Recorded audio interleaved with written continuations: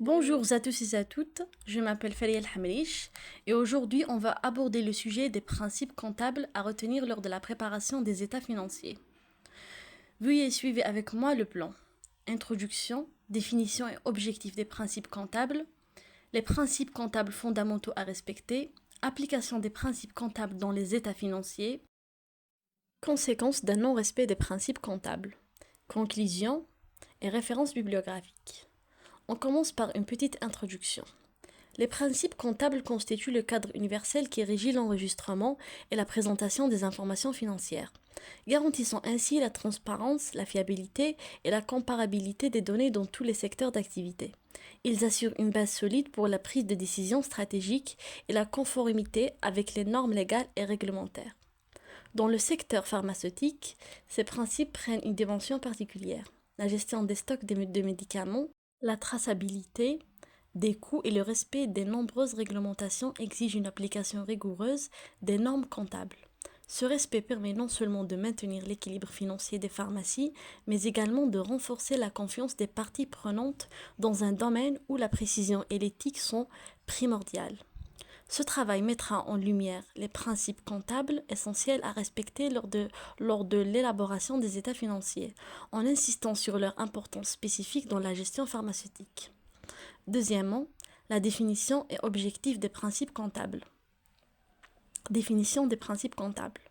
Les principes comptables sont un ensemble de règles et de pratiques universelles qui régissent l'enregistrement, l'évaluation et la présentation des transactions financières. Ils visent à assurer la fiabilité et la comparabilité des états financiers entre les entreprises. Dans le secteur pharmaceutique, ces principes jouent un rôle particulier en garantissant une gestion rigoureuse des stocks de médicaments et des produits périssables. Conformité avec la transparence dans les dépenses liées à la recherche et au développement de nouveaux produits. Deuxièmement, objectifs principaux. Les principes comptables poursuivent plusieurs objectifs essentiels. De 1. Fiabilité. Les principes comptables garantissent que les états financiers reflètent fidèlement la situation de l'entreprise. Cela est particulièrement important dans le secteur pharmaceutique, où la gestion des stocks qui peuvent avoir une durée de vie limitée et des marges bénéficiaires serrées nécessite une comptabilité précise pour éviter les pertes et optimiser la rentabilité. De 2.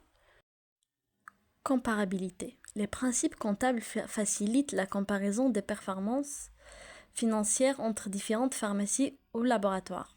Cela permet d'évaluer les positions sur le marché, d'identifier les meilleures pratiques et d'ajuster les stratégies commerciales en fonction des tendances du secteur. 3. Transparence. La transparence dans les états financiers est essentielle pour maintenir la confiance des parties prenantes, y compris les investisseurs, régulateurs et clients. Dans le domaine pharmaceutique, cela implique de bien communiquer sur la gestion des coûts, des revenus et des stocks, notamment sur les remises ou subventions des fournisseurs. Quatrièmement, protection contre les risques financiers. Les principes comptables aident à évoluer les actifs et passifs de manière prudente, minimisant ainsi les risques liés aux fluctuations du marché, à la gestion des créances clients ou à la péremption des médicaments. Cela permet de mieux gérer les risques financiers liés à des pratiques comptables risquées.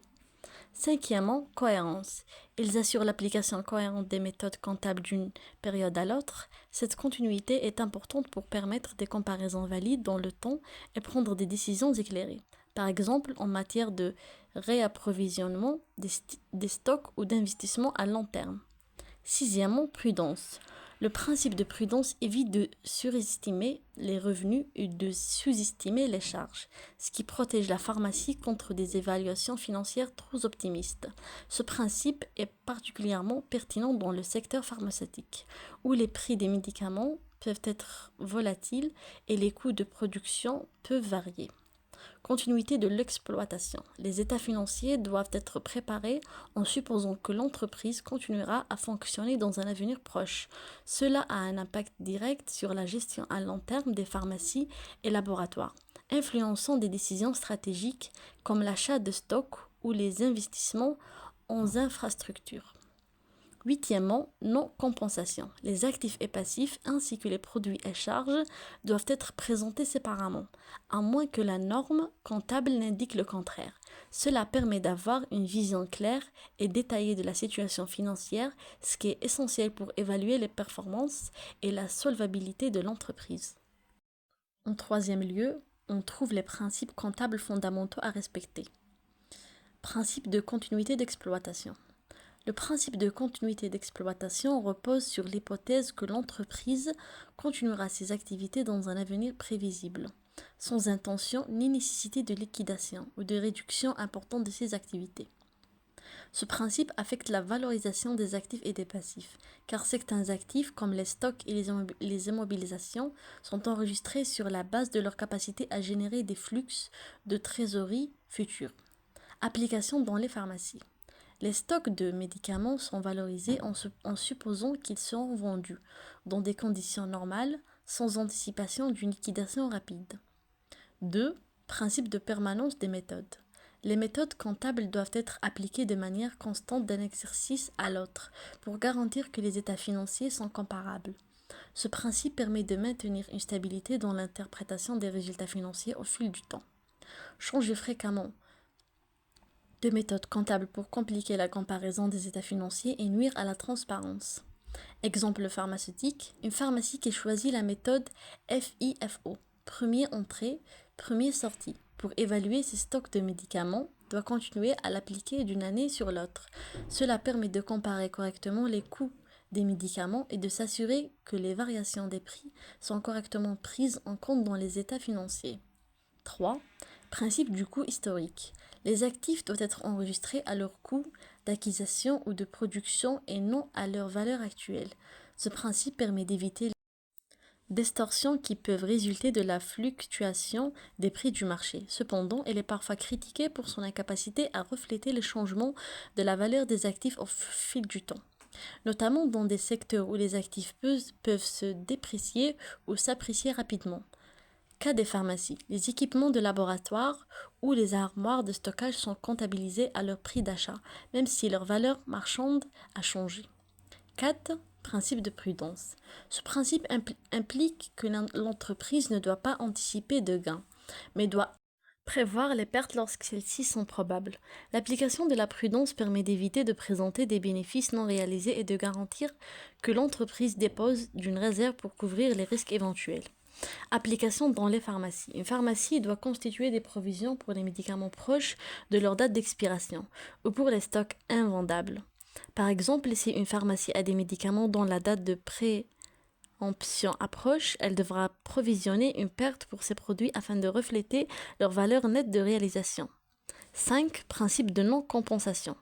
Le principe de non-compensation stipule qu'il est interdit de compenser les actifs et les passifs ou les produits et les charges, sauf dans ces cas spécifiques où cela est permis par la loi. Cela permet d'assurer que chaque élément des états financiers est présenté de manière distincte, donnant une image plus claire de la situation financière.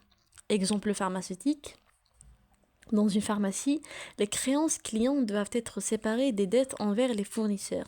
Par exemple, une pharmacie qui doit de l'argent à un fournisseur pour des médicaments, mais qui attend également un paiement d'un client qui ne doit pas compenser ces deux éléments dans ses états financiers. Chacun doit être présenté séparément pour une meilleure visibilité.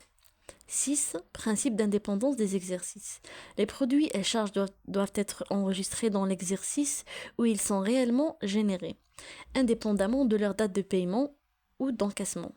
Ce principe permet d'éviter que les résultats financiers d'une entreprise soient faussés par des mouvements de trésorerie qui se produisent à des moments différents. Illustration. Les ventes de médicaments en fin d'année sont comptabilisées dans l'exercice en cours, même si le paiement est reçu l'année suivante. 7. Principe de clarté et de sincérité. Les informations financières doivent être présentées de manière claire, compréhensible et honnête. Afin de refléter la situation réelle de l'entreprise, ce principe va au-delà de la conformité formelle aux normes comptables. Il exige que les informations financières soient suffisamment détaillées pour permettre à tous les utilisateurs de comprendre l'état financier de l'entreprise. Exemple, une pharmacie doit détailler ses charges telles que les achats des médicaments, les frais de personnel et d'autres coûts d'exploitation.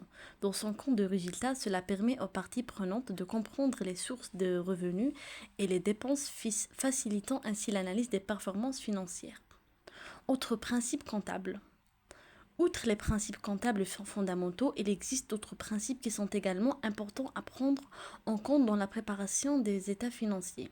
Ces principes viennent compléter les bases fondamentales et permettent d'assurer une comptabilité plus précise et complète. Principe de l'unité monétaire. Ce principe stipule que toutes les transactions doivent être enregistrées dans une devise stable, généralement la monnaie du pays où l'entreprise est située.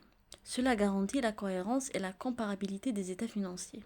Exemple pharmaceutique, les achats de médicaments, les ventes et autres transactions doivent être enregistrées en utilisant la monnaie du pays de la pharmacie, par exemple en dinar algérien pour une pharmacie en Algérie.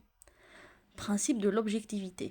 Ce principe exige que les informations comptables soient basées sur des faits objectifs, tels que des documents vérifiables, comme des factures, des contrats ou de reçus. Cela permet d'éviter la subjectivité et les désorientations dans les états financiers. Exemple pharmaceutique, lorsqu'une pharmacie achète des médicaments auprès d'un fournisseur, la facture correspondante sert de preuve objective pour enregistrer la transaction dans les livres comptables. Principe de la substance sur la forme. Ce principe stipule que les transactions doivent être comptabilisées selon leur substance économique plutôt que leur forme juridique. Cela signifie que les états financiers doivent refléter la réalité des affaires, même si la forme légale est différente. Exemple pharmaceutique, si une pharmacie loue des équipements de laboratoire avec option d'achat à la fin du contrat, bien que le contrat soit formellement un bail, la pharmacie doit comptabiliser l'équipement comme un actif substance plutôt que comme une simple dépense. Forme. Principe de l'intégralité. Ce principe stipule que toutes les informations pertinentes doivent être prises en compte dans les états financiers. Aucune information importante ne doit être omise, car cela pourrait fausser l'analyse de la situation financière de l'entreprise. Exemple pharmaceutique, une pharmacie doit inclure toutes ses dettes envers les fournisseurs, y compris celles relatives aux produits non encore reçus, afin de garantir que les états financiers reflètent correctement sa situation financière. Au quatrième lieu, on présente les applications des principes comptables dans les états financiers des pharmacies. 1. Le bilan. Le bilan est un état financier fondamental qui reflète la situation financière d'une pharmacie à un moment donné. Il se divise en deux grandes catégories, les actifs et les passifs. Les actifs incluent les stocks des médicaments, les équipements de laboratoire, les immobilisations corporelles comme les bâtiments ou les installations de stockage, ainsi que les créances clients. Ces éléments sont inscrits à leur valeur d'acquisition ou de production, conformément au principe du coût historique, et peuvent être soumis à des amortissements ou des provisions, par exemple pour les médicaments proches de leur date de péremption. Les passifs représentent les obligations financières de la pharmacie, telles que les dettes envers les fournisseurs, les crédits bancaires et les dettes fiscales ou sociales. Ces passifs sont inscrits dans les livres de comptabilité à leur valeur nominale, conformément au principe de continuité d'exploitation, qui suppose que l'entreprise va continuer ses activités à court terme. Le bilan permet ainsi de donner une image fidèle de la santé financière de la pharmacie, en présentant la manière dont les ressources sont financées et utilisées. Il est essentiel pour évaluer la solvabilité et la liquidation de l'entreprise. Le compte du résultat. Le compte de résultat permet de mesurer la performance financière de la pharmacie sur une période donnée, généralement une année.